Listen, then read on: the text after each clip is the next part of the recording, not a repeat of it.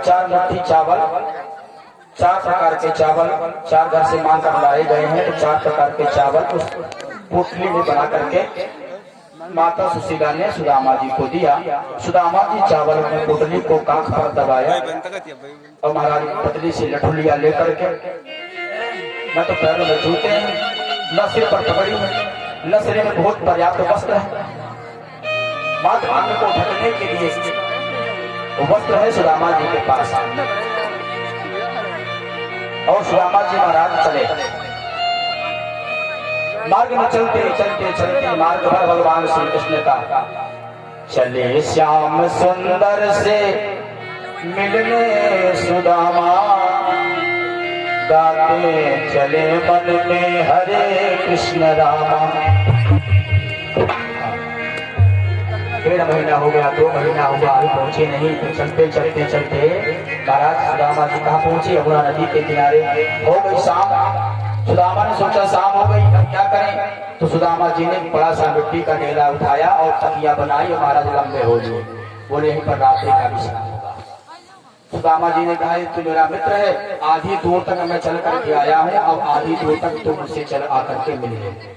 सुदामा जी कहते हैं कि भूख लगती नहीं, प्यास लगती नहीं, आस अब निराश लगती है, कैसे आओ मैं दर पे तेरे मोहन, जिंदगी अब उदास लगती है।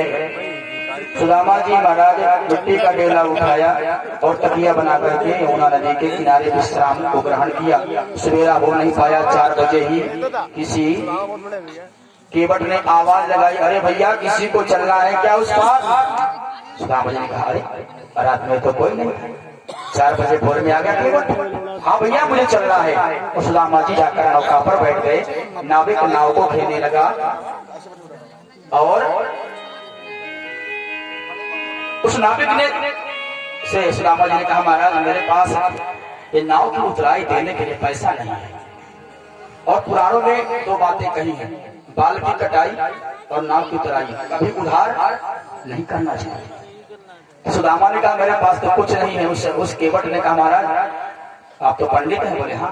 बोले भजन वगैरह कुछ गाते हैं? अरे भजन तो कई तो गाते हैं। उस केवट ने कहा भजन सुना दो आपके जो नाव पर आया उसे हम माफ कर देंगे। तो सुदामा ने कहा कि सवरिया ले चल परली पार, सवरिया ले चल परली पार, सवरिया ले चल परली पार, सवरिया ले चल परली पार, सवरिया ले चल परली पार। जहाँ पिया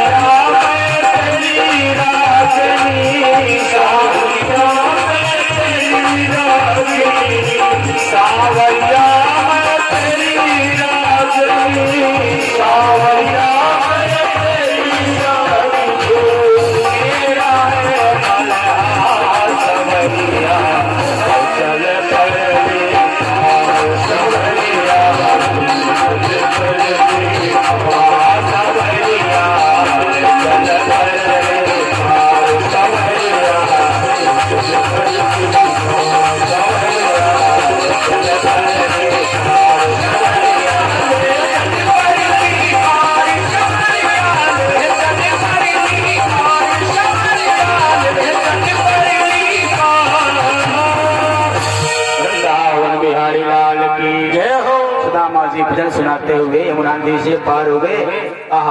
केवट ने कहा भैया थोड़ी दूर चले जाओ, जो दूर से चमकती हुई जो स्वर्ण की भांति नगरी दिख रही है ना, इसी का नाम है द्वारका। इस नगरी में पहुंचोगे तो आपको भगवान के घर का पता चल जाएगा। सुदामा जी महाराज धीरे धीरे आज द्वारिका नगरी में आकर पहुंचे।